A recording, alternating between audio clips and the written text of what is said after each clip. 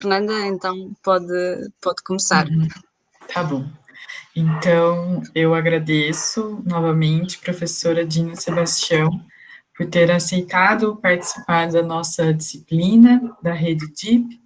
Eu gostaria de apresentar, então, a professora Dina Sebastião. Ela é professora de Estudos Europeus do Departamento de História, Estudos Europeus, Arqueologia e Artes da Faculdade de Letras da Universidade de Coimbra, investigadora integrada do Centro de Estudos Interdisciplinares do século XX da Universidade de Coimbra. Ela estuda o processo de integração europeia e tem muitas publicações na área, e vai ser um prazer ouvi-la, então, professora. Eu passo a palavra para você. Então, muito bom dia, agora oficialmente a todas e a todos. Aqui é boa tarde e é bom dia. Eu gostava muito de agradecer à professora Fernanda Santana, ao programa de pós-graduação, o convite para estar aqui presente, para contribuir para o vosso curso de formação. É um prazer estar aqui, espero que seja de facto uma partilha de conhecimento frutuosa, profícua para ambos os lados.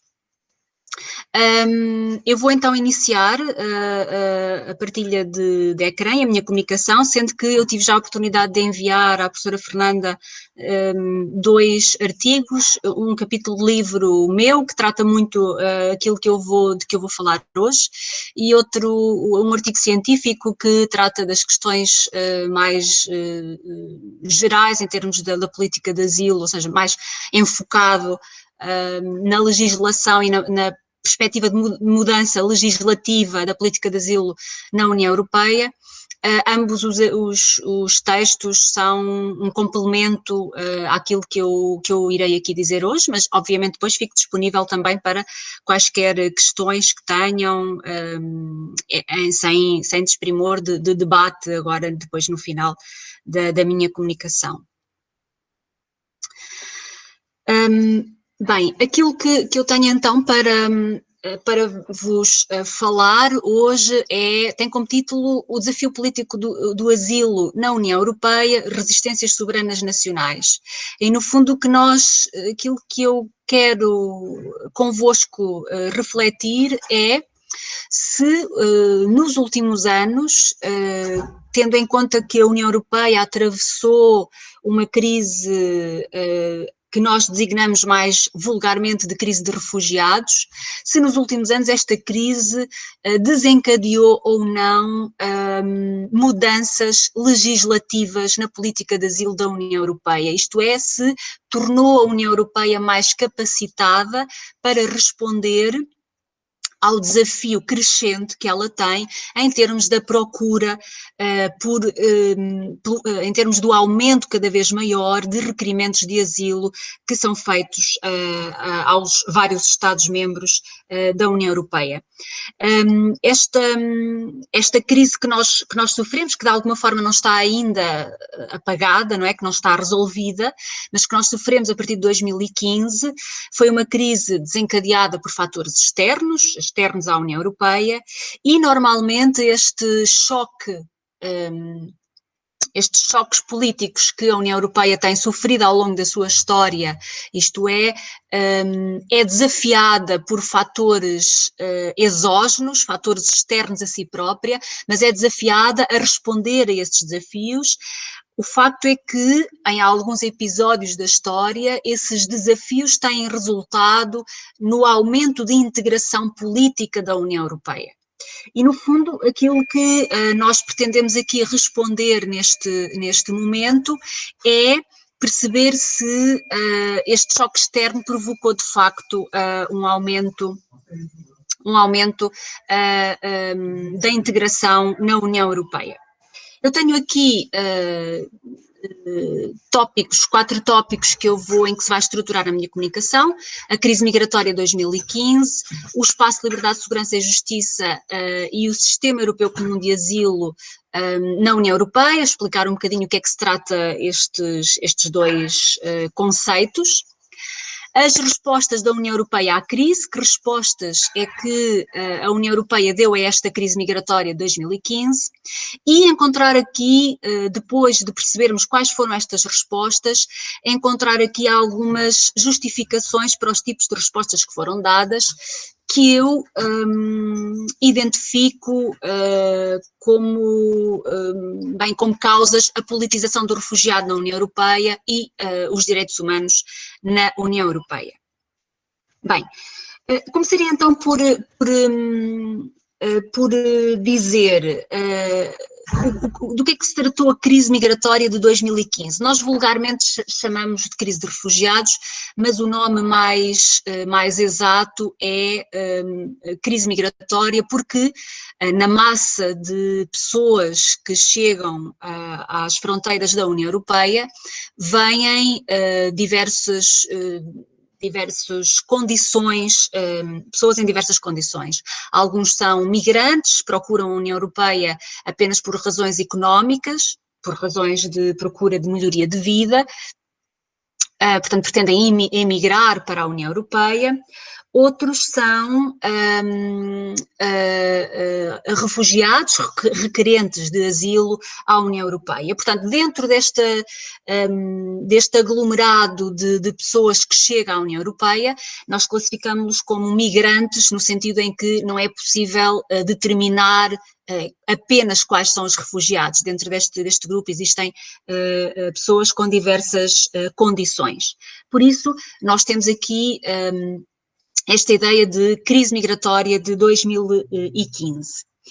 Bem, o facto é que, a partir de 2015, milhares de pessoas começam a chegar à União Europeia, às fronteiras da União Europeia, e algumas destas pessoas vêm, de facto, com a intenção de requerer asilo à União Europeia.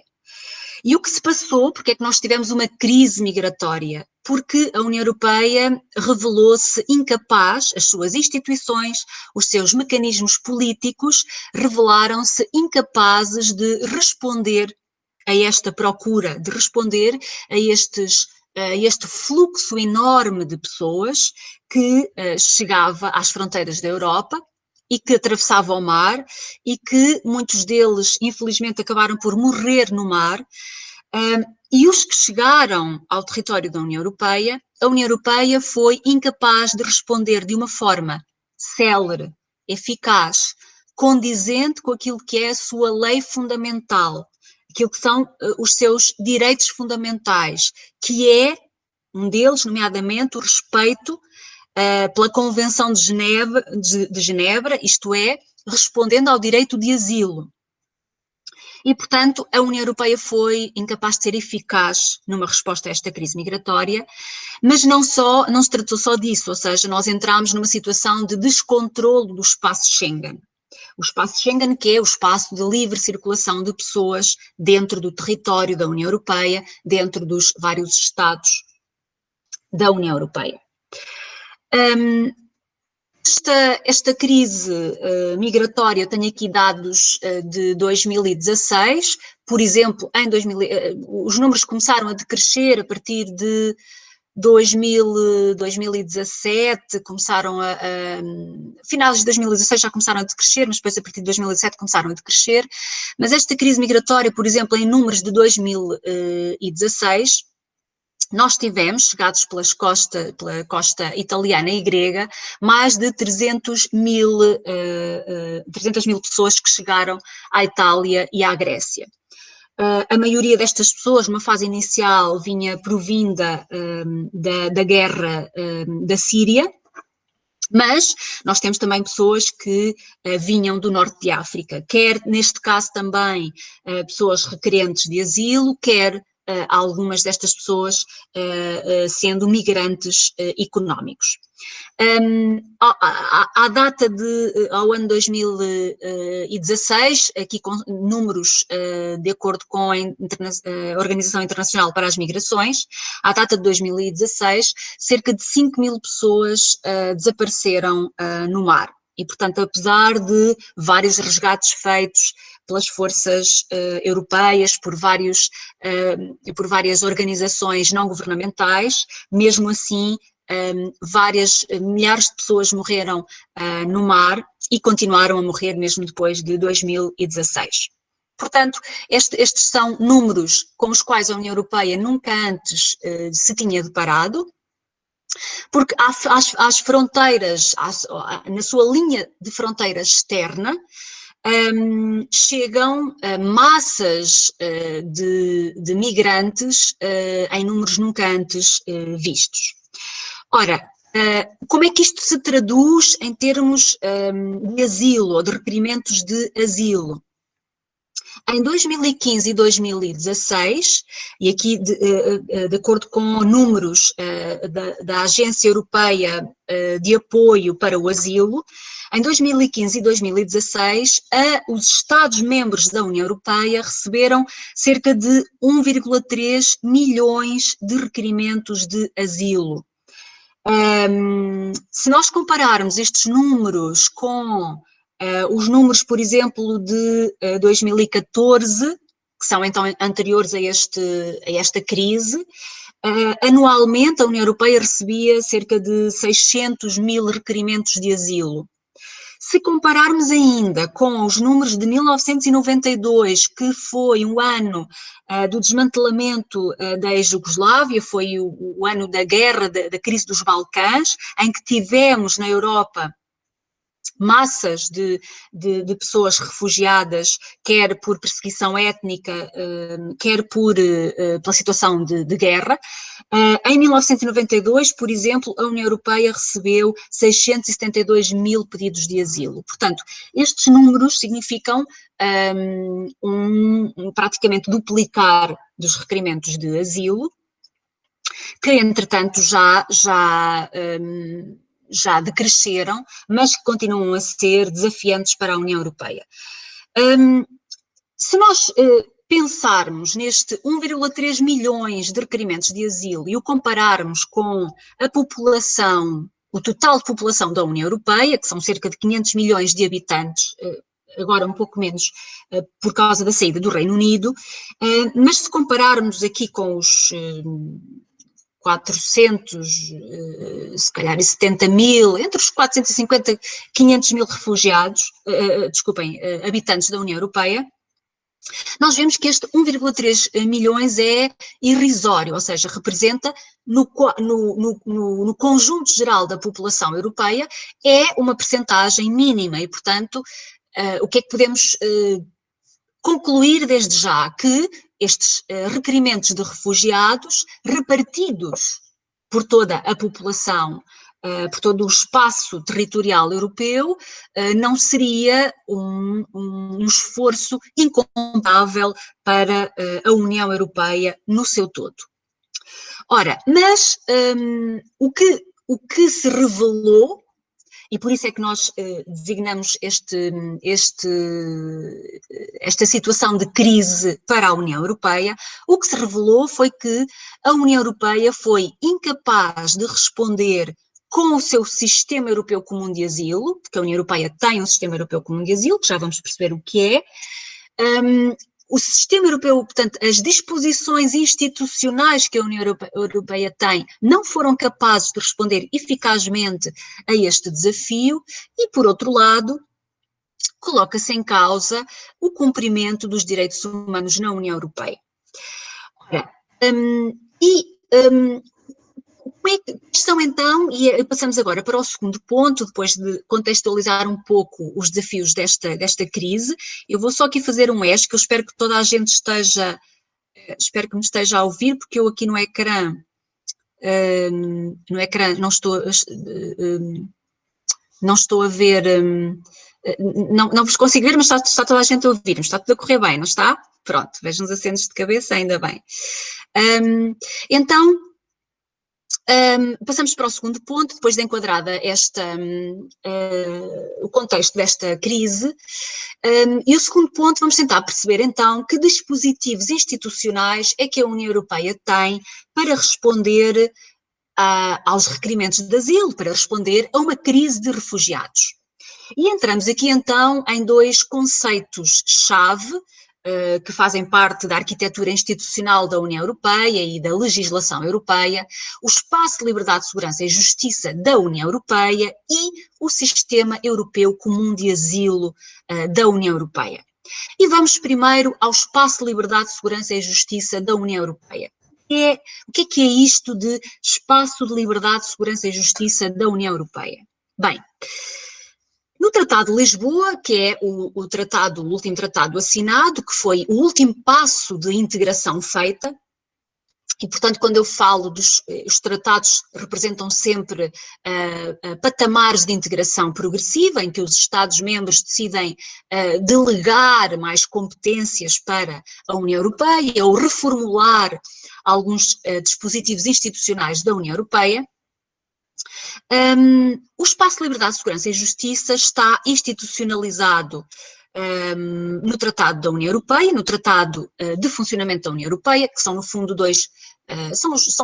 são os dois enquadramentos legais dos tratados, e eles foram alterados pelo Tratado de Lisboa. Está institucionalizado como um compromisso da União Europeia em conciliar, por um lado, o grande mercado interno que ela tem, que é composto de liberdades de circulação de mercadorias e de serviços, e de outra liberdade de circulação extremamente importante, que é a liberdade de circulação de pessoas. Portanto, conjugar este domínio das liberdades de circulação, total liberdade de circulação, com a garantia de que todos os cidadãos de todos os Estados-membros da União Europeia, que são também cidadãos da União Europeia, usufruem simultaneamente de segurança e justiça neste espaço de liberdade. Ou seja, no fundo, que este espaço, a ideia de espaço de liberdade, segurança e justiça, compreende atuação em diversas áreas da justiça e dos assuntos internos que cabem tradicionalmente aos Estados, não é? aos Estados soberanos. E que áreas, por exemplo, bem, o combate à corrupção económica, ao crime financeiro, à contrafação de bens, ao contrabando, a necessidade de cumprir com a lei civil, o combate ao tráfico de pessoas, a circulação de pessoas em situação de legalidade. Portanto, trata-se então de querer conciliar este passo de integração que foi dado, não é? Que foi o consecutivo aprofundamento de liberdades dentro, não é, do espaço da União Europeia, conciliar isto com a garantia de que estas liberdades se fazem no respeito pela justiça e pela segurança deste espaço, não é? Garantir a segurança aos seus cidadãos. Então, esta é a grande ideia de espaço de liberdade, segurança e justiça, que depois se ramifica em diversas políticas. Ora, como é que nós chegámos aqui? O Tratado de Lisboa preconiza isto, e como é que nós chegámos aqui?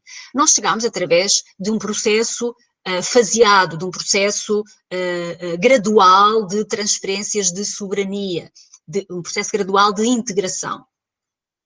E nós podemos dizer que a raiz da criação deste espaço de liberdade, segurança e justiça está no Tratado de Maastricht, e o Tratado de Maastricht, que entrou em vigor em 1993, ele vem criar aquilo que se designou na altura de JAI, Justiça e Assuntos Internos. E, portanto, no fundo, a Justiça e Assuntos Internos tinha já o mesmo objetivo que tem hoje em dia o espaço de liberdade, segurança e justiça. Portanto, conferir capacidade, competências à União Europeia para gerir as liberdades de circulação e conciliá-las então com a segurança e justiça. Mas nesta altura, no Tratado de Maastricht, a Justiça e Assuntos Internos, ela vai ficar institucionalizada como um pilar intergovernamental. O que é que isto quer dizer? Que, bem, os Estados-membros reconheceram que havia necessidade de cooperar neste domínio porque já tinham dado passos fundamentais para a constituição do mercado interno, nomeadamente a liberdade de circulação de mercadorias, já estava feita, a liberdade de circulação de serviços, que foi feita, de serviços e de capitais, de transferências financeiras, que foi feita no tratado anterior ao Tratado de Maastricht, no Ato Único Europeu, e, portanto, até ao fim de 1992 tinha-se concluído aquilo que se chamava o grande mercado interno, portanto, todas as liberdades de circulação, incluindo a liberdade de circulação de pessoas.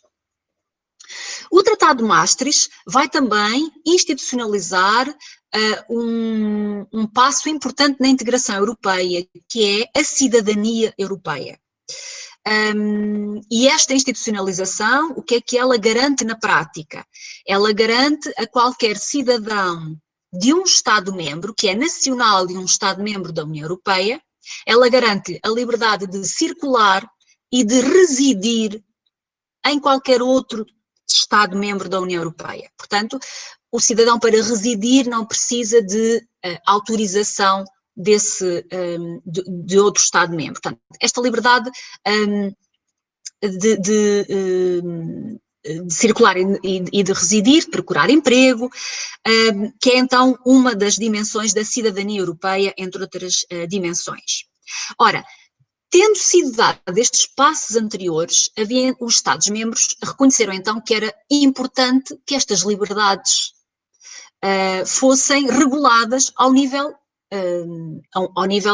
acima dos Estados. Mas se simultaneamente eles reconhecem que é necessária esta atuação, também têm dificuldade em transferir soberania neste domínio. Transferir formalmente soberania, competências para as instituições europeias. E porquê? Porque nós estamos a falar de áreas clássicas da soberania dos Estados, não é? Estamos a falar daquelas áreas da high politics, não é? Da alta política, de áreas nucleares da soberania, da constituição de soberania estatal. Estamos a falar do controle de fronteiras, estamos a falar de polícia, estamos a falar de sistemas de justiça, estamos a falar de assegurar a segurança interna de um espaço territorial. Então, como os Estados-membros simultaneamente reconhecem isto, que é, temos que cooperar, mas não queremos ceder soberania, nesta fase, no Tratado de Maastricht, a Justiça e Assuntos Internos fica institucionalizada como pilar intergovernamental. O que é que isto quer dizer? Quer dizer que ela não se torna verdadeiramente uma dimensão comunitária, ou seja, uma dimensão supranacional. Ela não confere, de facto, poderes às instituições europeias para legislar nestas matérias. E, portanto, a atuação fica no domínio da coordenação entre os Estados-membros. Os Estados-membros comprometem-se a cooperar, a conciliar políticas, a conciliar esforços no domínio da Justiça e Assuntos Internos. Bem, nós temos a evolução dos próximos tratados e com o Tratado de Amsterdão, depois no final dos anos 90, com o Tratado de Amsterdão, há aqui duas áreas da Justiça e Assuntos Internos, que é a área do asilo e da migração, ou seja, como é que se faz a gestão em termos de asilo e de migração, da política migratória dentro deste espaço de liberdade de circulação. Estas duas áreas passam para o primeiro pilar. O primeiro pilar do Tratado de Maastricht era o pilar comunitário, ou seja, o que é que isto quer dizer? Que são dadas competências, são reconhecidas oficialmente competências à União Europeia para poder legislar, para poder produzir legislação supranacional nesta matéria.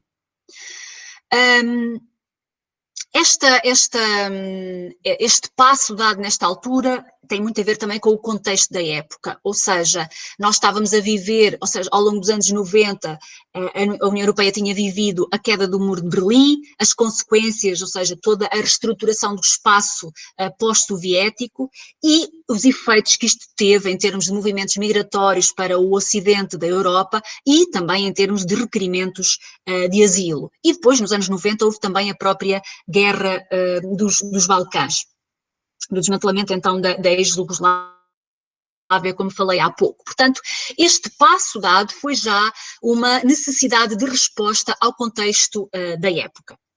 Portanto, nós podemos dizer que desde os finais dos anos 90, desde o Tratado de Amsterdão, que a União Europeia tem formalmente competências para criar legislação harmonizadora em termos da política de asilo e de migração.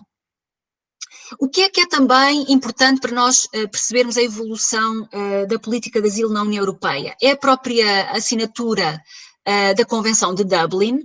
A Convenção de Dublin foi um tratado assinado, uma série de acordos assinados pelos Estados que faziam parte dos acordos de Schengen. Portanto, os acordos de Schengen foram assinados em 81, em 85, e portanto foram assinados como processo paralelo, ou seja, externo à integração europeia, em que um conjunto de Estados decidiu começar a implementar precisamente a livre circulação entre si. Estes Estados evoluíram nos próprios dispositivos em termos de coordenação para gerir essa livre circulação e assinaram depois, em 1995, se não estou em erro, a Convenção Dublin. E a Convenção Dublin vem depois a ser incorporada na legislação europeia, porque vários dos Estados-membros que tinham assinado a Convenção Dublin eram Estados-membros da União Europeia. Portanto, a legislação Dublin vem a ser incorporada na legislação europeia. Portanto, então, em consequência, também já deste passo do Tratado de Amsterdão. O que é que acontece depois com o Tratado de Lisboa? O Tratado de Lisboa vai fazer uma coisa a nível geral da União Europeia, que é abolir a estrutura de pilares, ou seja, a estrutura jurídica dos pilares nos tratados. Os pilares, no fundo, eram só a divisão entre havia o primeiro, segundo e terceiro pilares. O primeiro pilar era as áreas que eram de domínio comunitário ou comunitarizado, portanto, as áreas que eram de competência em que a União Europeia, em que são reconhecidas competências à União Europeia para poder atuar, legislar. O segundo e terceiro pilares eram domínios intergovernamentais, em que a União Europeia não podia produzir legislação e os Estados ficavam apenas no domínio da cooperação. E, portanto, o segundo pilar era a política externa e de segurança comum e o terceiro pilar era a JAI, a Justiça e Assuntos Internos. Ora, o Tratado de Lisboa, mas atenção, dentro do terceiro pilar, Justiça e Assuntos Internos, como eu disse, que foi institucionalizado no Tratado de Maastricht, nós já tínhamos algumas pequenas áreas que estavam a passar para o primeiro pilar, para o domínio comunitário, como o caso do asilo e imigração. Bem, o Tratado de Lisboa abole esta estrutura dos pilares e faz a institucionalização supranacional do espaço de liberdade, segurança e justiça.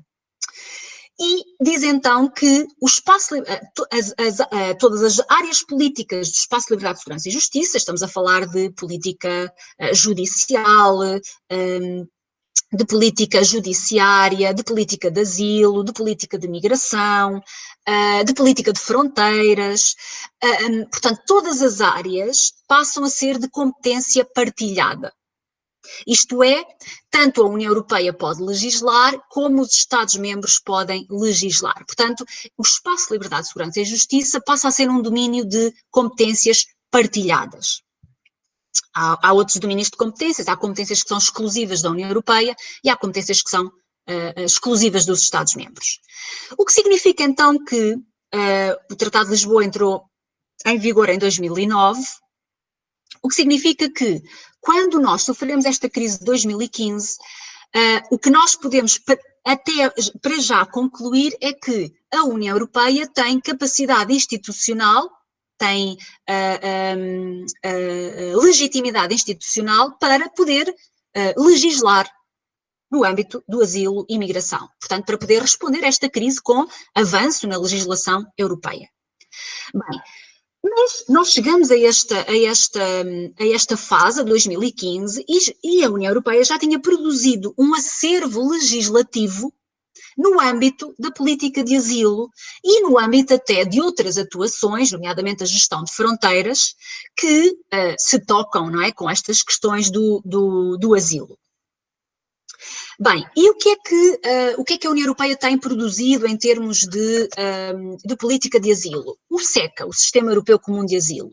Aquilo tem vulgarmente chama-se, a União Europeia atribui este nome ao conjunto de legislação que foi sendo produzida desde o Tratado de Amsterdão, portanto, desde que a União Europeia começou a ter algumas competências em termos de asilo e imigração, ao conjunto de legislação que tenta harmonizar em todo o espaço da União Europeia as regras e procedimentos para a recepção de requerentes de asilo, a concessão e retirada do direito de asilo. Portanto, há aqui um conjunto de regulamentos e diretivas europeias que tentam harmonizar os procedimentos para receber, conceder asilo e retirar o direito de asilo.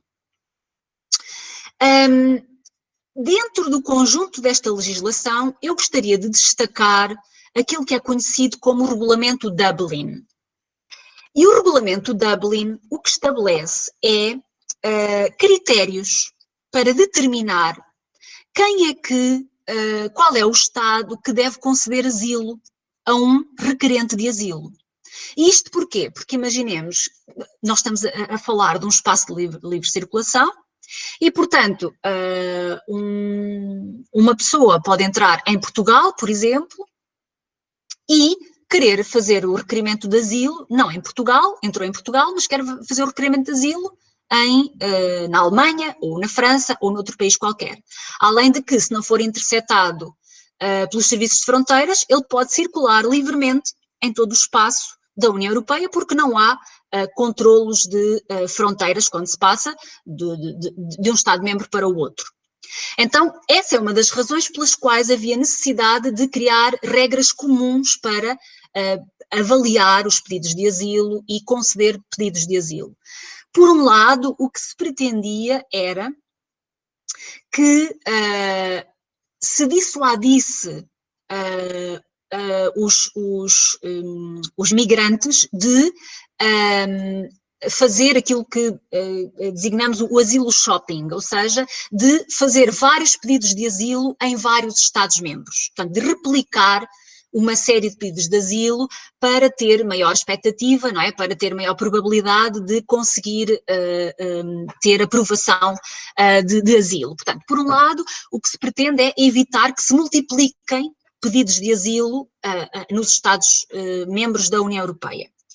Por outro lado, o que se pretendia era, ao tentar harmonizar as regras da concessão do asilo, de dar condições aos requerentes de asilo em cada Estado-membro, ao tentar harmonizar isto, o que se pretendia também dissuadir era que a atratividade económica de alguns Estados-membros não levasse a que eles fossem altamente sobrecarregados com pedidos de asilo. Digamos, aqueles Estados-membros que teriam melhores condições económicas poderiam potencialmente ser os Estados-membros aos quais todos os requerentes de asilo iriam fazer o seu pedido, com a expectativa de melhores condições aí. Portanto, é isso que se tenta com este regulamento, é criar estes princípios gerais para todo o espaço da União Europeia, é tentar, de uma forma natural, fazer com que os requerentes de asilo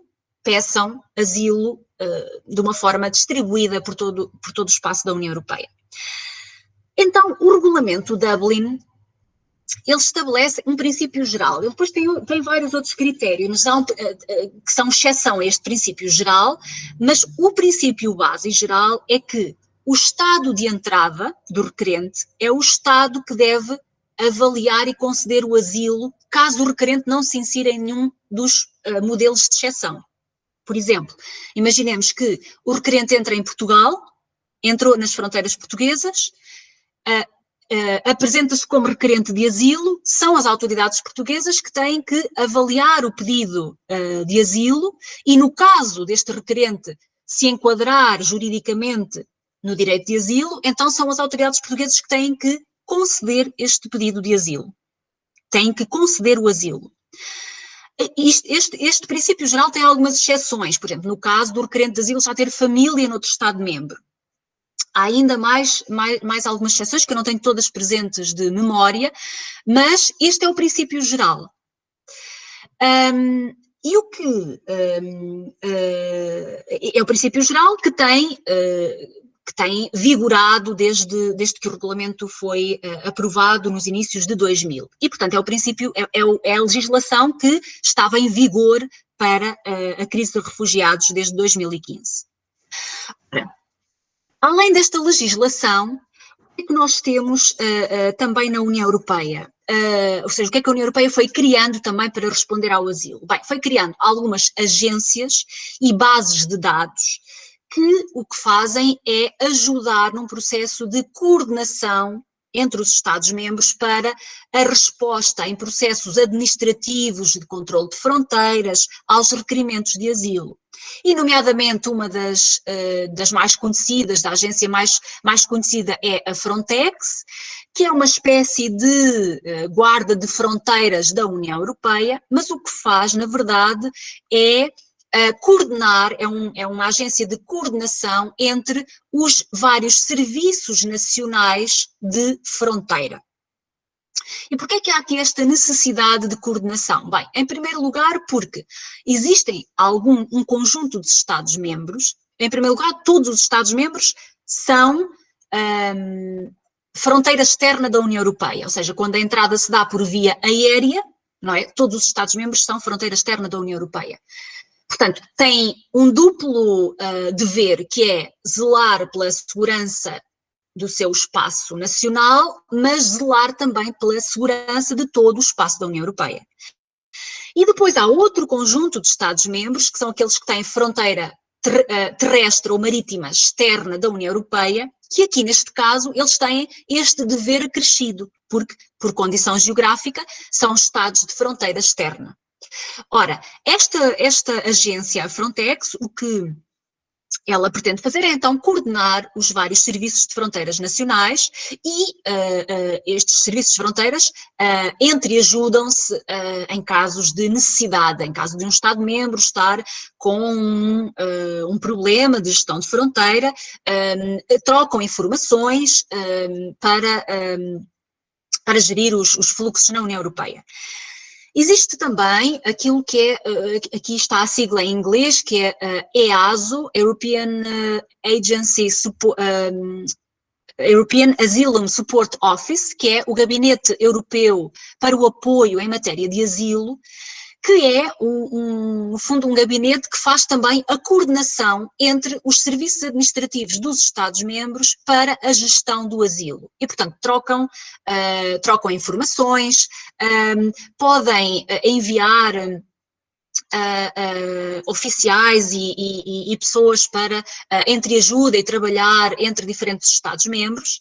E existe ainda uma base de dados que é, entre outras, mas é na política de asilo a mais importante, que é a Eurodac.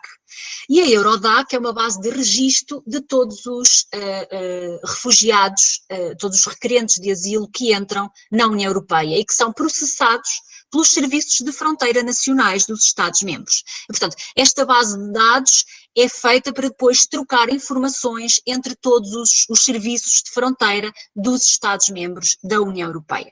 Portanto, a par com esta legislação que foi criada, que é a legislação, eu referi anteriormente que a legislação é um domínio institucionalizado supranacional, a par com isto, legislação que os Estados-membros têm que cumprir, a par com isto, foram também criadas mecanismos de reforço da coordenação entre os serviços nacionais dos Estados-membros.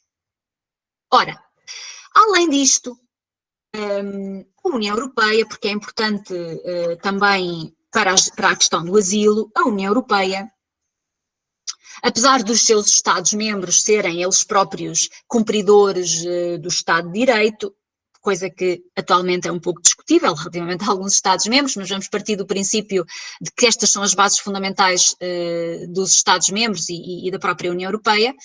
A União Europeia,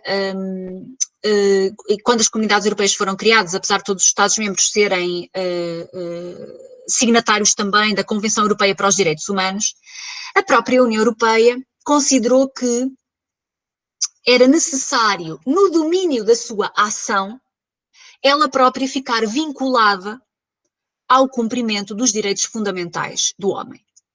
E, em 2000, os Estados-membros, a Comissão Europeia, o Parlamento Europeu e o Conselho proclamam aquilo que fica conhecido como a Carta dos Direitos Fundamentais da União Europeia. Em 2000, esta proclamação é ainda apenas simbólica, no sentido em que ela não é juridicamente vinculativa, ou seja, ela não tem um valor legal vinculativo para os Estados-membros e para a ação da União Europeia, mas é um comprometimento, é um reconhecimento em como a União Europeia se considera ser importante que na sua ação política ela seja ela própria cumpridora dos direitos fundamentais.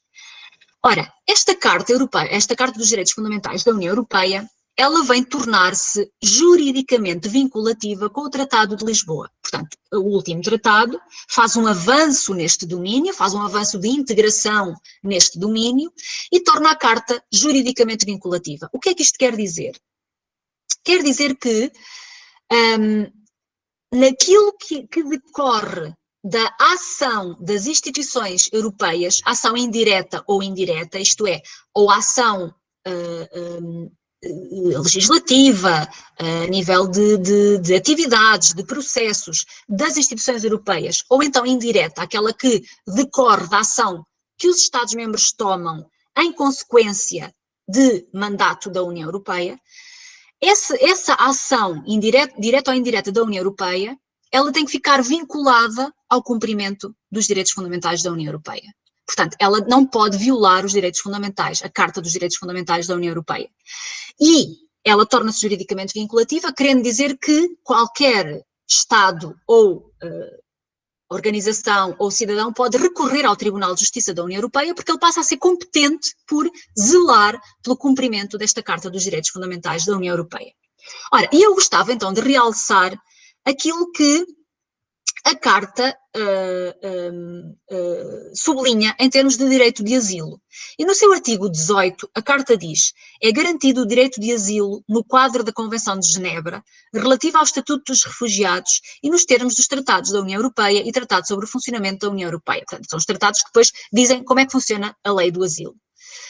E no artigo 19, diz-se ainda que ninguém pode ser afastado, expulso ou extraditado para um Estado onde corra o sério risco, de ser sujeito a pena de morte, tortura ou outros tratos ou penas desumanos ou degradantes. Portanto, claramente a União Europeia vincula-se aqui na sua atividade ao cumprimento do direito internacional em termos de asilo. Ora, nós chegamos então a 2015, à crise de refugiados, nós chegamos aqui então com o Sistema Europeu Comum de Asilo, ou seja, com todos estes dispositivos, temos um enquadramento legislativo para regras à recepção e concessão de asilo, temos agências, temos processos de coordenação entre os Estados-membros, temos uma Carta dos Direitos Fundamentais. Este Sistema Europeu Comum de Asilo, a intenção, além de cumprir, além de que a União Europeia cumpra o direito internacional do asilo, tem também o objetivo, como disse há pouco, de mitigar, atenuar os efeitos económicos nacionais na procura de asilo. Ele tem este efeito. E há aqui portanto, ele tem esta intenção, mas há aqui uma ressalva que é fundamental fazer. E eu faço, e ela se calhar torna-se óbvia, não é? Por aquilo que eu disse antes, e peço desculpa se estiver a ser insistente neste domínio, e se isto for óbvio, é que esta legislação harmonizadora, nomeadamente este regulamento de Dublin, o que ele diz é, ele estabelece o tal princípio geral: Estado de entrada do requerente de asilo, Estado de asilo. Ou seja, o requerente de asilo entra em Portugal e Portugal as autoridades portuguesas têm que, ao abrigo deste regulamento de Dublin, avaliar a situação da pessoa e se a situação se enquadrar no direito internacional do asilo, será Portugal que lhe tem que conceder asilo. Mas a decisão é das autoridades portuguesas. E era isto que eu gostava de realçar. Ou seja, a decisão soberana de conceder ou não conceder asilo cabe à autoridade nacional. Portanto, neste domínio criou-se uma regra europeia, mas a decisão sobre a concessão de asilo continua a ser do domínio nacional. E, portanto, é este quadro legislativo e institucional que eu gostaria, e pedindo desculpa se calhar já me estou a alongar um bocadinho, gostaria aqui de deixar, portanto, espero acho que toda a gente me está a ouvir, continua a ouvir, estou só aqui a fazer o escape do PowerPoint para vos ver a todos, para ver se tudo está a funcionar em termos de som corretamente, e vou novamente voltar.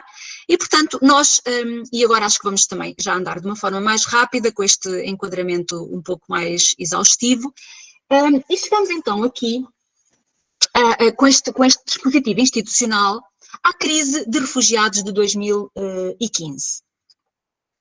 E esta crise de refugiados, ou seja, quais foram as respostas da União Europeia à crise de refugiados? Bem, em primeiro lugar, aquilo que eu disse há pouco, que foi a entrada, portanto, eu há pouco mostrei as entradas de milhares de migrantes através das costas italiana e grega. Portanto, Itália e Grécia são dois estados de fronteira marítima da União Europeia e, portanto, por condição geográfica, foram as portas de entrada destes migrantes para a União Europeia. E, portanto, estes milhares de migrantes que chegaram à União Europeia se traduziram no ano de 2016 em cerca de 1,3 milhões de requerimentos de asilo.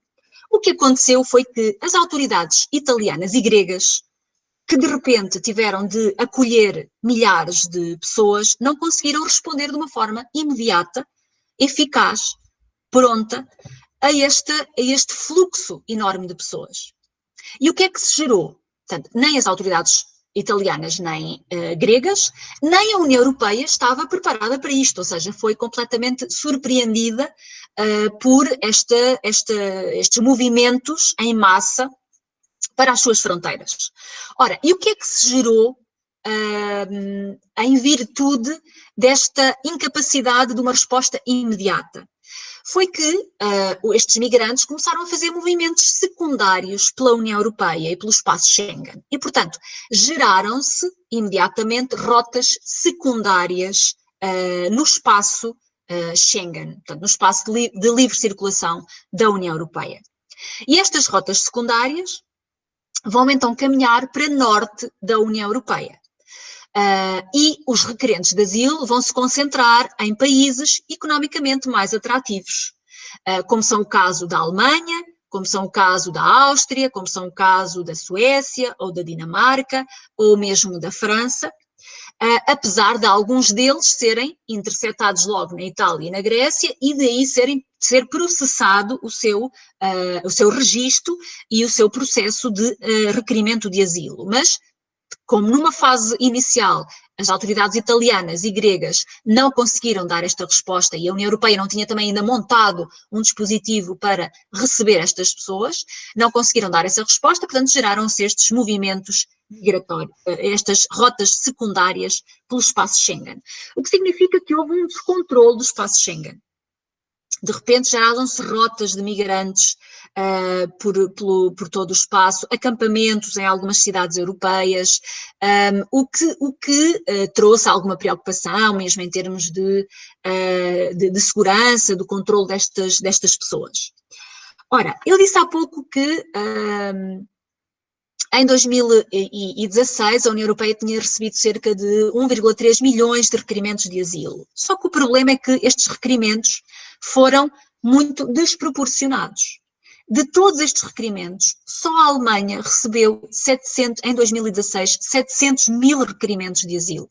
A Itália recebeu 120 mil, a França 100 mil, a Grécia 50 mil. Portanto, entre 28 Estados-membros, nesta altura ainda éramos 28, o Reino Unido ainda era Estado-membro da União Europeia, entre 28 Estados-membros, os pedidos concentraram-se num pequeno número de Estados-membros. Por um lado, naqueles Estados-membros que, por situação geográfica, estavam a receber os migrantes. Por outro lado, com as rotas secundárias que foram geradas, nos Estados-membros que, por atratividade económica, e por às vezes, que também eram aqueles Estados-membros onde os requerentes de asilo, os migrantes já tinham familiares, mas acima de tudo por atratividade económica, geravam maiores fluxos e requerimentos de asilo. Portanto, rapidamente, apesar de, por exemplo, de a Alemanha ter manifestado uma atitude positiva na recepção de requerimentos de asilo, de Angela Merkel ter sido muito afirmativa na necessidade de receber estas pessoas, e estávamos em plenas consequências da guerra da Síria, em receber estas pessoas, o facto é que há algumas semanas, e com o andamento dos acontecimentos, algumas semanas depois, politicamente esta situação tornou-se algo insustentável para a própria Alemanha. E, portanto, este pequeno, não podemos esquecer outra coisa, que é, nós estávamos em plena, neste momento nós estávamos, em 2015, alguns Estados já estavam a recuperar da crise económica e financeira, mas nomeadamente a Grécia, a Itália também, mas a Grécia tinha sido fortemente atingida com uma crise económica e financeira. E, portanto, houve aqui também uma coincidência de crises. E depois também nesta fase houve alguns ataques terroristas na Europa que foram associados a este descontrolo do espaço Schengen e que foram instrumentalizados por partidos nacionalistas, eurocéticos, em termos que instrumentalizaram a ideia do asilo e dos refugiados com o objetivo de ganhos políticos. Bem, este é o cenário, então. Como é que a União Europeia respondeu a isto? Portanto, só lembrar que ao abrigo do regulamento de Dublin, como os requerimentos de asilo foram feitos nestes Estados-membros, seriam eles que, por princípio, deveriam conceder o asilo. Mas isto tornou-se, de facto, possível e incomportável para alguns Estados-membros. E como é que a União Europeia vai responder?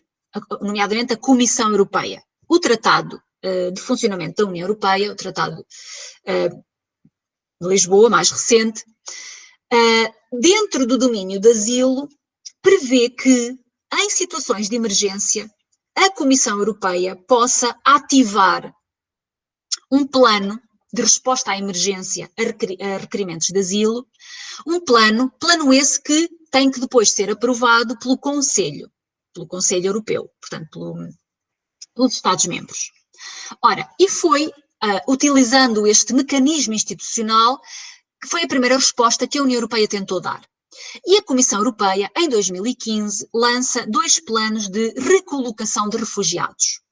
O primeiro plano, ou seja, entre todas as massas de refugiados que se estavam a acumular em Itália, na Grécia, depois, fruto das rotas secundárias em França, em Calais, isto é uma fotografia do campo de Calais, de migrantes que queriam atravessar o Canal da Mancha para o Reino Unido.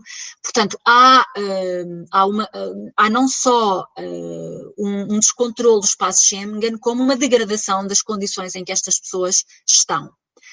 E este plano de recolocação, o que é que pretendia então? Bem, pretendia que os refugiados que estavam a chegar à Itália e à Grécia, que os pedidos não fossem todos processados por aqueles 2 países que não tinham capacidade e que eles fossem, os requerentes de asilo, fossem redistribuídos por todos os Estados-membros.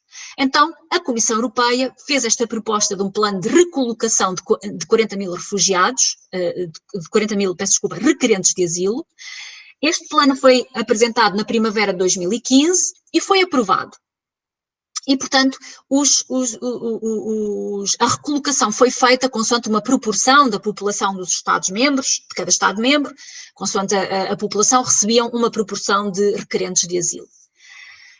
Mas o que aconteceu foi que depois desta primeira resposta, na primavera, temos o verão e o verão vai ser um momento de ainda maior chegada de pessoas às costas italiana e grega, porque as condições de bom tempo levam a que muito mais gente se arrisca a atravessar o mar. Bem, a União Europeia vai então fazer, no final do verão, um segundo plano de recolocação de 120 mil requerentes de asilo. Ora, e é nesta fase que começa a haver as divergências políticas. E dar aqui o pormenor, ou seja, este plano de recolocação de asilo, o que é que fazia na prática? Na prática, ele abolia, ou seja, ele suspendia temporariamente o princípio geral do regulamento de Dublin. Ou seja, ele pegava nos requerentes de asilo que estavam na Itália e na Grécia e era onde eles estavam a dar entrada e, portanto, de acordo com o regulamento de Dublin, deveria ser esses Estados a avaliar o pedido e a decidir dar o asilo ou não, mas, portanto, ele suspende e, no caso destes 120 mil imigrantes, não é, os 40 mil na primeira fase e os 120 na segunda fase, portanto, o que se pretendia era que eles fossem, então, redistribuídos e depois cada Estado, por onde eles seriam redistribuídos, fazia o tratamento do processo de asilo. Ora, nesta segunda fase, em que já havia este descontrole do espaço Schengen, em que já havia repercussões políticas disto, em que estávamos também em pleno crescimento de euroceticismo, de partidos nacionalistas extremistas, e que em alguns governos de Estados-membros da União Europeia, os partidos de governo revelavam também posições extremas. Este segundo plano, ele foi aprovado no Conselho, porque a aprovação era feita por maioria, mas houve Estados que se recusaram a receber a sua cota-parte de refugiados. E a oposição inicial foi da Eslováquia, da Hungria, da República Checa e da Roménia. A Roménia depois, mais tarde, volta atrás e vai receber a cota-parte de refugiados que lhe cabia. Então, aquilo que nós temos numa primeira fase é este plano de emergência, esta resposta de emergência, que no segundo plano vai gerar alguma discórdia. E nós temos também propostas legislativas, ou seja, o que é que a União Europeia, nomeadamente a Comissão Europeia, que tem a incumbência de iniciativa, não é, da iniciativa legislativa da União Europeia, ela pretendeu dar dois tipos de respostas. Uma resposta de emergência, que foi estes planos de recolocação, o envio de meios para a Itália e para a Grécia, para auxiliar na recepção de refugiados. A segunda resposta foi atacar o problema na sua gênese, não é? Na sua origem, que é alterar o sistema europeu comum de asilo, alterar a legislação. E então a Comissão Europeia vai propor, faz várias propostas, entre elas eu destaco 3, que caso tivessem sido aprovadas da forma como a Comissão Europeia as propôs, elas alteravam aqui o paradigma de asilo, da política de asilo na União Europeia. Uma das propostas é a alteração ao regulamento Dublin. Esta alteração, o que é que pretendia, o que é que propunha? Propunha que, no caso de haver uma crise migratória, ou seja, de haver um momento como houve em 2015, 2016, em que um ou dois Estados-membros, um pequeno conjunto de Estados-membros, fosse confrontado com um fluxo maciço de refugiados, de requerentes de asilo, de movimento de pessoas em migração, a Comissão Europeia poderia ativar um mecanismo automático que suspendia o regulamento Dublin, isto é, suspendia esta regra eu falei há pouco do estado de entrada, estado de concessão de asilo, suspendia e a Comissão Europeia ativaria um mecanismo de recolocação automática de refugiados por todos os Estados-membros, ou de requerentes de asilo por todos os Estados-membros. Esta recolocação seria feita com base em cálculos sobre os indicadores económicos dos Estados-membros, os indicadores de população, etc. Portanto, esta era uma das propostas. A outra proposta era a criação de uma Guarda Europeia de Fronteiras e Costeira. E esta Guarda Europeia de Fronteiras e Costeira seria um corpo de polícia verdadeiramente europeu, recrutado e formado para ser uma verdadeira polícia europeia, e ela poderia também atuar em caso de situações de descontrolo e de crise ao submandato da Comissão Europeia. Portanto, seria também a Comissão Europeia que ativaria a intervenção desta Guarda Europeia de Fronteiras e Costeira para intervir num território que tivesse com problemas nas suas fronteiras, quando um Estado-membro não conseguisse ele próprio resolver a questão. Outra das propostas foi a criação de uma verdadeira agência da União Europeia para o asilo. E aqui também, esta agência, o que é que pretendia? Pretendia fazer mais ou menos aquilo que hoje faz o Gabinete Europeu de Apoio ao Asilo, que é apoiar os serviços administrativos, as autoridades nacionais para a gestão do asilo.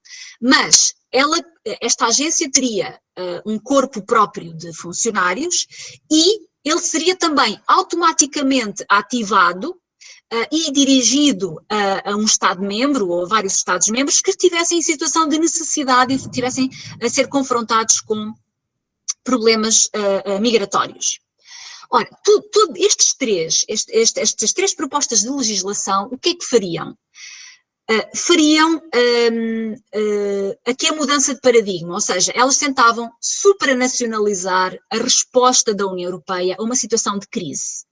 Ou seja, numa situação de crise, a Comissão Europeia ficaria ela própria capacitada para desencadear as respostas. E o que é que isto faria? Faria com que a resposta fosse mais rápida, mais equitativa, mais distribuída entre os Estados-membros e ela estaria liberta dos constrangimentos intergovernamentais, ou seja, do processo moroso, demorado dos Estados-membros para reunirem conselho, para decidirem, das divergências políticas nacionais, portanto, ou seja, tratar-se-ia de fazer um avanço de integração no domínio da política de asilo. Ora, mas o resultado disto não foi o pretendido, não é? Não foi aquele que a Comissão Europeia pretendia. E não foi o que a Comissão Europeia pretendia, porquê? Bem, porque a legislação foi proposta, mas depois ela tem que ser aprovada, quer no Parlamento Europeu, quer no Conselho, entre os Estados-membros. Ora, e os Estados-membros dividiram-se acerrimamente em torno desta questão. E, portanto, começou a haver uma grande tensão política, não só entre os Estados-membros, eles próprios, como também entre os Estados-membros e alguns Estados-membros e a própria Comissão Europeia. Por exemplo, a Polónia, a Hungria, a República Checa, que não quiseram cumprir este segundo plano de recolocação de 120 mil requerentes de asilo, que tinha sido aprovado ao abrigo da lei europeia, foi aprovado em Conselho, fizeram uma queixa para o Tribunal de Justiça da União Europeia e depois disto a própria Comissão Europeia fez uma queixa contra estes Estados-membros ao Tribunal de Justiça da União Europeia por eles não cumprirem uma decisão que tinha sido tomada em Conselho. Depois, alguns Estados-membros, não só partidos políticos, mas partidos políticos na oposição, mas partidos políticos no governo, líderes governamentais iniciaram um discurso nacionalista, xenófobo, associando os refugiados a uma invasão muçulmana e, portanto, as tensões políticas agudizaram-se. E houve aqui uma separação entre um grupo de Estados-membros que era favorável a estas propostas da Comissão Europeia, a supranacionalizar a resposta em termos de asilo, e outro grupo de Estados-membros que era contrário, que era contra estas propostas. Posso-vos dizer que, por exemplo, entre o grupo de Estados-membros favorável estava os Estados-membros que eram confrontados com o problema, por exemplo, a Alemanha, a Itália, a Grécia. A Itália numa primeira fase, depois a Itália também mudou um pouco de política, mas os Estados-membros que eram aqueles que recebiam migrantes em grande quantidade. E contra este discurso estavam os Estados de Visegrado, a Polónia, a Hungria, a República Checa, a Eslováquia, a própria França manteve-se contra, a Espanha, ou seja, não se conseguiu o consenso mínimo para que esta legislação fosse aprovada por maioria qualificada, que é a regra de votação para o domínio, para estes domínios políticos. Bem, o que é que foi feito então? A única medida que foi aprovada até agora, a única proposta, foi a aprovação da criação da Guarda Europeia de Fronteiras e Costeira, portanto, uma Guarda Europeia de Fronteiras, mas com uma alteração feita, sugerida pelo Conselho, que foi aprovada, que é a alteração de que a intervenção desta guarda não é decidida pela Comissão Europeia, mas ela tem que ser decidida por um ato do Conselho. Tem que ser o Conselho a decidir a intervenção desta guarda num determinado Estado-membro. O que significa que cria-se esta Guarda Europeia de Fronteiras e Costeira, mas a sua intervenção não fica liberta dos processos intergovernamentais e das divergências intergovernamentais. Portanto, ou seja, tem que sempre haver a autorização dos Estados-membros para que ela intervenha em determinado Estado-membro. As outras propostas estão em situação de impasse, portanto elas sofreram algumas alterações, mas estão bloqueadas no Conselho. Bem, o que é que podemos concluir então? Que houve um bloqueio à supranacionalização destas propostas, versus o reforço da intergovernamentalização, ou seja, há aqui o reforço dos Estados-membros, do papel dos governos nacionais na decisão a tomar. Portanto, esta aprovação da Guarda Europeia de Fronteiras e Costeira vai nesse sentido. Esta Guarda Europeia de Fronteiras e Costeira irá ser um membro de atuação da Frontex, da agência que já existe, e aqui neste caso nós falamos no fundo, do reforço de agenciação da União Europeia, ou seja, agenciação no sentido em que a União Europeia delega a sua ação em agências, na criação de agências. Estas agências podem ter duas vertentes, uma é atuar ao abrigo supranacional, isto é, da Comissão Europeia, outra é atuar mais ao abrigo nacional, serem como que procuradoras, não é, dos Estados-membros. E o que nós verificamos aqui neste caso é que a aprovação desta iniciativa legislativa vai no sentido precisamente do reforço da intergovernamentalização. Bem, faça isto e com isto vou terminar, porque já estou muito em cima do tempo. Outras respostas da União Europeia. Como a União Europeia não conseguiu, de facto, resolver o problema de fundo, que é reestruturar, reformar o seu sistema europeu comum de asilo, outras respostas de recurso foram a externalização de soluções. Nomeadamente, o acordo celebrado com a Turquia em 2016.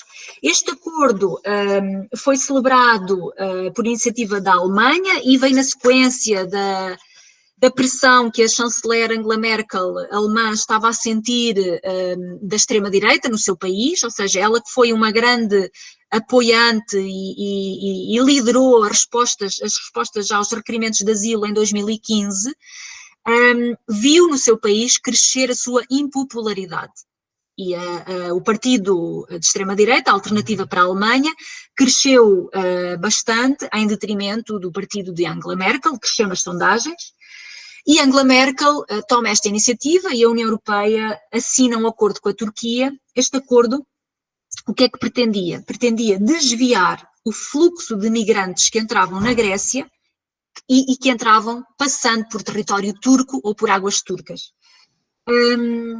E, portanto, com este acordo em que a União Europeia concede 6 mil milhões de euros à Turquia, a Turquia compromete-se a receber todos os migrantes que chegavam à Grécia pelo território turco. Compromete-se a recebê-los, a melhorar as condições de recepção, a melhorar as condições do acolhimento, não é? Do cumprimento do direito de asilo, a combater o tráfico de pessoas e a imigração ilegal. Este acordo foi bastante polémico nesta altura e continua a ser bastante polémico. Mas o facto é que depois deste acordo a popularidade de Angela Merkel voltou a subir no país e as sondagens deram já uma diminuição ao partido de extrema-direita. Depois, outras respostas que a União Europeia deu, ela criou o quadro de parceria estratégica para as migrações, que é no fundo um plano de ação para incorporar objetivos de controlo de movimentos migratórios na política externa da União Europeia, isto é, no âmbito de ação externa da União Europeia, nomeadamente no norte da África, em países que são países de trânsito ou de origem de movimentos migratórios, criou fundos, apoio financeiro para estes países ou para melhorarem as condições económicas dos seus residentes ou para melhorarem respostas de acolhimento de asilo dos seus residentes. Bem, e estas medidas, no fundo, que vão no sentido de externalizar respostas para o problema, levam aqui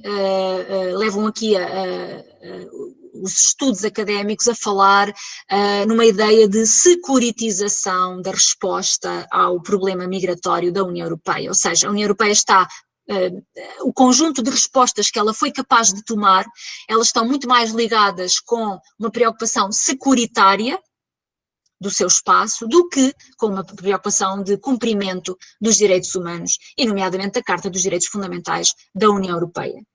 Ora, e não podemos esquecer que uma das críticas que são feitas por organizações não governamentais, por próprios conclusões a que chegam os próprios estudos académicos, é que quando a União Europeia, embora oferecendo ajuda financeira a alguns países, como a Turquia, por exemplo, ou como a Líbia, para melhorarem condições de recepção de migrantes, o facto é que estes países já são territórios que são bastante frágeis no cumprimento dos direitos fundamentais para os seus próprios cidadãos e, portanto, que têm padrões de cumprimento do direito de asilo muito abaixo daqueles que são os padrões legais da própria União Europeia. E, portanto, ou seja, está-se aqui a entrar numa perspectiva de revitimizar pessoas, não é, que já chegam, que fazem estes movimentos, que já chegam ao território da União Europeia bastante vitimizadas por todo o processo e, portanto, entram ainda numa continuação de degradação das suas condições de vida. E agora, terminando mesmo, quais são as causas para isso? Porque é que a União Europeia não conseguiu dar o avanço em termos de integração na política de asilo para uma supranacionalização da decisão sobre a concessão de asilo em casos de crise? Bem, por um lado, a politização do assunto e do refugiado, ou seja, o aproveitamento, o crescimento que partidos eurocéticos de extrema nacionalistas, de extrema-direita, xenófobos, tiveram por, praticamente generalizando todo o espaço da União Europeia, mais centrados em alguns Estados, mas é um fenómeno transversal. Depois há aqui uma coincidência de crises, ou seja, tivemos uma crise económica e financeira, tivemos uma crise de migrantes, tivemos uma crise de securitária, de segurança, no sentido de alguns ataques terroristas que foram perpetrados na Europa, e tudo isto foi associado pelo discurso político, pela agenda de alguns partidos. Depois, nós temos também a baixa interdependência entre Estados-membros na política de asilo, isto é, a política de asilo não é das políticas da União Europeia aquela em que os Estados-membros sejam altamente interdependentes para poder prosseguir com as suas políticas nacionais, como é, por exemplo, a política económica e financeira, como é, por exemplo, a zona euro, que é uma política altamente interdependente. No caso da política de asilo, ou seja, a integração que já foi feita, não é, se deixarmos as coisas no estado em que estão, ela não é problemática para a saúde económica, financeira dos Estados-membros. E depois, ligado a isto, há aqui outra razão, que se compararmos com outras crises em que a União Europeia fez algum avanço, há aqui outra razão, que é o facto de o refugiado ser um ator internacional com uma baixa capacidade de influência, não é? Basta compará-lo, por exemplo, com os atores financeiros e com o tipo de respostas que foram dadas à crise económica e financeira. Portanto, o refugiado é um ator internacional coadjuvado pelas organizações não governamentais, protegido pelo direito internacional, mas não é um ator com uma forte influência política internacional. E, portanto, isto aqui também contribuiu, de facto, para este tipo de respostas da União Europeia. Bem, O problema está longe de ser resolvido e deixo agora, se houver espaço ainda para algum debate, quer dizer, a conclusão e o futuro, ou seja, a União Europeia não resolveu ainda o seu problema de fundo, que a meu ver, passa por uma supranacionalização da política de asilo, nomeadamente uma supranacionalização quando se trata de responder a este tipo de crises. Em tempos normais, a legislação que existia respondia, era eficaz, mas em tempos de exceção. E o futuro, que se prevê que o futuro é que os tempos sejam cada vez mais de exceção, ou seja, é um crescimento dos movimentos migratórios, portanto isto é previsto pelas várias organizações internacionais nesta área. Portanto, o futuro, tudo prevê que este continua a ser um problema crescente e, a meu ver, se não há um verdadeiro avanço na integração em termos de política de asilo, a União Europeia continuará a ser confrontada com a sua incapacidade e, nomeadamente, poderá até reforçar as questões de externalização de medidas, de soluções para este problema. Muito obrigada a todos pela paciência que tiveram em me ouvir. Espero ter sido clara, mas fico à disposição para, se houver questões, dúvidas, estou totalmente à disposição.